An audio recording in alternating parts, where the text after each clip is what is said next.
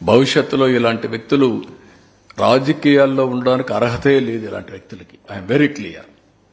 మామూలుగా ఏదో ఎమ్మెల్యే కూడా కాదు, ఎక్కడా ఉండడానికి అర్హత లేని వ్యక్తులు వీళ్ళందరూ. వీళ్ళ పట్టుకొని కొంతమంది రౌడీలు వచ్చేసి ఇష్టానుసారంగా మేము నేరాలు చేస్తాం, ఘోరాలు చేస్తాం, ఏమైనా చేస్తాం, చాలా ఇస్తామంటే రాజకీయ ముసుగులు మంచిది కాదు. అది సార్, పోలవరం ఇప్పుడు ఒక ట్రాక్ లో పడుతుంది, అమరావతి ఇష్యూని ట్రాక్ లో పడుతుంది కూడా పడింది కదా. అంత చూస్తున్నారు, కంప కొట్టడానికి 30 లక్షలు అయింది, 36 లక్షలు అయింది కంప కొట్టడానికి. 36 కోట్లు సార్, 36 కోట్లు 36 కోట్లు అయింది. 36 కోట్ల కంప కొట్టడానికి చేసిన కంపుకి ఆ కంపును క్లీన్ చేయడానికి 36 కోట్లు. Can you imagine? ఎక్కడ ఇలాంటి విచిత్రమైన వ్యక్తులు ఎక్కడన్నా చూస్తారా మీరు? ఏం చెప్పాలి సార్? మన కర్మది.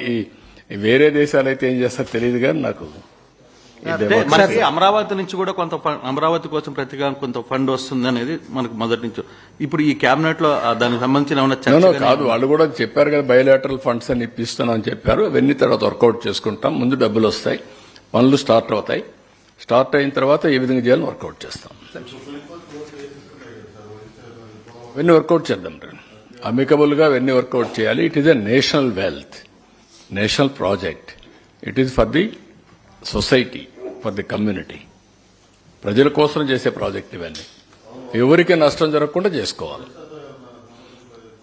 మాట్లాడదాం, అందరితో మాట్లాడతాం. ఎవరికి నష్టం జరగకుండా కేంద్రం కూడా బాధ్యత తీసుకుంటుంది. మేము కూడా మాట్లాడతాం, అందరితో మాట్లాడి కన్విన్స్ చేసుకుంటాం, ముందుకు వెళ్తాం. సార్, ఇప్పుడు 41 ఇది రివర్ లింకేజ్ ఫేజ్ 1, ఫేజ్ 2 కాదు. ఇదేంటంటే మీరు గుర్తుపెట్టుకోవాల్సింది, Polavaram main project and also up to Visakhapatnam left main canal, right main canal up to Krishna. ఇది Polavaram project. River linkage is additional. ఇక్కడి నుంచి అందుకే నేనేమన్నానంటే పట్టిసీమ తీసుకొచ్చి దీనికి కలిపాం. పురుషోత్తపట్నం తీసుకుపోయి ఏలేరులో పెట్టాం. ఇప్పుడు పురుషోత్తపట్నం కూడా ఉపయోగించుకోవాలి 5 ఏళ్లు, పట్టిసీమ కూడా ఉపయోగించుకోలేదు. అందుకే నీళ్లు లేకుండా పంటలు కూడా ఎండబెట్టే పరిస్థితికి వచ్చారు. ఇప్పుడు ఏలేరు రిజర్వాయర్కి నీళ్లు తీసుకెళ్తున్నాం. ఈ సంవత్సరం కెనాల్స్ పూర్తి చేసి పురుషోత్తపట్నం ద్వారా 6,000 క్యూసెక్స్ ఆఫ్ నీళ్లు తీసేపోయే అవకాశం ఉంది. అది అనకాపల్లి ఆ ఏరియాలో ఇరిగేట్ చేస్తాం. ముందు 3 ఏళ్లు ఈ ప్రాజెక్టు పూర్తొస్తే అక్కడి నుంచి గ్రావిటీతో విశాఖపట్నం వెళ్ళిపోతుంది. విశాఖపట్నం నుంచి ఉత్తరాంధ్ర సుజల స్రవంతి స్టార్ట్ అవుతుంది. ఇది లెఫ్ట్ మెయిన్ కెనాల్. ఇది అక్కడి నుంచి కంటిన్యూషన్ ఉత్తరాంధ్ర సుజల స్రవంతి. ఇప్పుడు దీన్ని ఏ విధంగా చేయాలని ఆలోచిస్తున్నాం.